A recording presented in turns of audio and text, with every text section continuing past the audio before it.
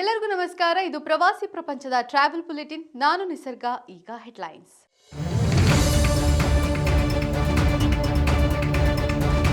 ಪಹಲ್ಗಾಮ್ನಲ್ಲಿ ಸಿಲುಕಿಕೊಂಡಿದ್ದ ನಟ ರಮೇಶ್ ಅರವಿಂದ್ ಸ್ನೋಫಾಲ್ ಹೆಚ್ಚಾಗಿ ವಿಮಾನಗಳೆಲ್ಲ ಕ್ಯಾನ್ಸಲ್.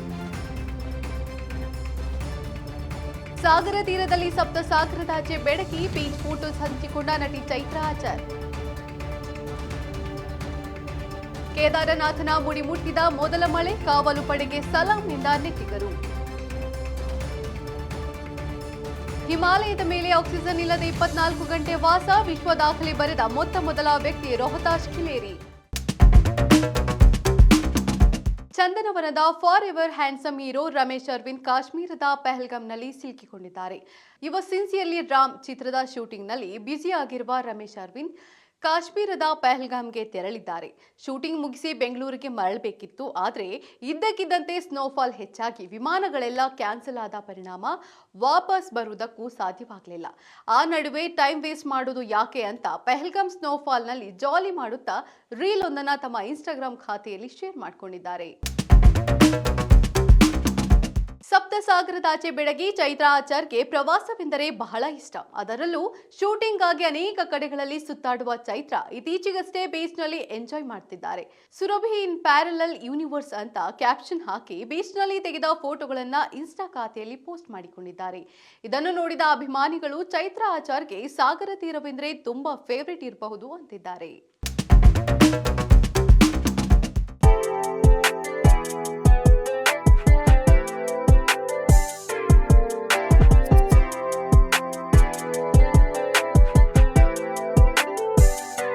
ಇದು ಪ್ರತ್ಯೇಕ ಭಾಷೆಯಲ್ಲ, ಡಚ್ ಭಾಷೆಯ ಒಂದು ರೂಪ. ಇದು ಸ್ವತಂತ್ರ ಭಾಷೆಯೂ ಅಲ್ಲ. ಬೆಲ್ಜಿಯಂನಲ್ಲಿ ಮಾತನಾಡುವುದು ಡಚ್ ಭಾಷೆಯನ್ನೇ. ಆದರೆ ನೆದರ್ಲ್ಯಾಂಡ್ನಲ್ಲಿ ಮಾತನಾಡುವ ಡಚ್ಗೂ ಬೆಲ್ಜಿಯಂನಲ್ಲಿ ಮಾತನಾಡುವ ಡಚ್ಗೂ ಇರುವ ವ್ಯತ್ಯಾಸ ಬ್ರಿಟಿಷ್ ಇಂಗ್ಲಿಷ್ ಮತ್ತು ಅಮೆರಿಕನ್ ಇಂಗ್ಲಿಷ್ ನಡುವೆ ಇರುವ ವ್ಯತ್ಯಾಸದಂತಿದೆ.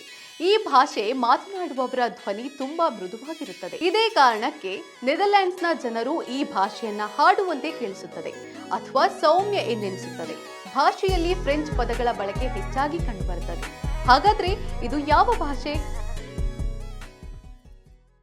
ದೇವಭೂಮಿ ಉತ್ತರಾಖಂಡದಲ್ಲಿ ಸ್ನೋಫಾಲ್ ಪ್ರಾರಂಭವಾಗಿದೆ. ಹೀಗಾಗಿ ಚಾರ್ಧಾಮ್ ಪ್ರವಾಸಕ್ಕೆ ಬ್ರೇಕ್ ಬಿದ್ದಿದೆ. ಕೇದಾರನಾಥ್ನಲ್ಲಿ ಮೊದಲ ಮಳೆ ಪ್ರಾರಂಭಕ್ಕೆ ಹರ್ಷ ವ್ಯಕ್ತಪಡಿಸುತ್ತಿರುವ ಜನರು ಇಂಥ ಚಳಿಯನ್ನು ಲೆಕ್ಕಿಸದೆ ಪ್ರವಾಸಿ ತಾಣಗಳ ಸಂರಕ್ಷಣೆಗೆ ನಿಂತಿರುವ ಪೊಲೀಸರು ಮತ್ತು ಸೈನಿಕರಿಗೆ ಸಲಾಂ ಎಂದಿದ್ದಾರೆ.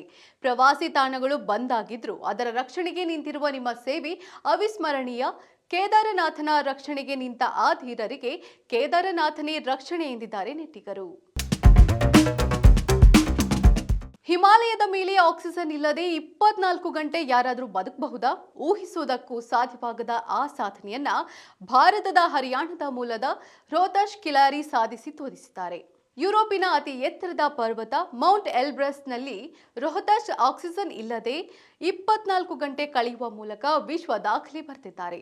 ಸಮುದ್ರ ಮಟ್ಟದಿಂದ 5642 ಮೀಟರ್ ಎತ್ತರವಿರುವ ಮೌಂಟ್ ಎಲ್ಬ್ರಸ್ನ ತುತ್ತ ತುದಿಯಲ್ಲಿ ಉಸಿರಾಟ ಬಹಳ ಕಷ್ಟ. ಹೀಗಿರುವಾಗ ಓರ್ವ ಭಾರತೀಯ ಈ ಸಾಧನೆ ಮಾಡಿರುವುದು ಹೆಮ್ಮೆಯ ವಿಚಾರವೇ ಸರಿ.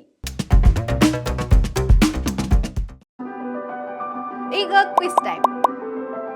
ಇಂದಿನ ಪ್ರಶ್ನೆ: ವಿದೇಶ ಪ್ರವಾಸ ಮಾಡಲು ನಿಮ್ಮ ಬಳಿ ಇರಲೇಬೇಕಾದ ಅತ್ಯಗತ್ಯ ದಾಖಲೆ ಪತ್ರ ಯಾವುದು? ಸರಿಯಾದ ಉತ್ತರವನ್ನ ಕಮೆಂಟ್ ಮಾಡಿ ತಿಳಿಸಿ. ಇದಾಗಿತ್ತು ಇವತ್ತಿನ ಟ್ರಾವೆಲ್ ಬುಲೆಟಿನ್. ನೋಡ್ತಾ ಇರಿ ಪ್ರವಾಸಿ ಪ್ರಪಂಚ, ವಿಹಾರವೇ ವಿಶ್ವ.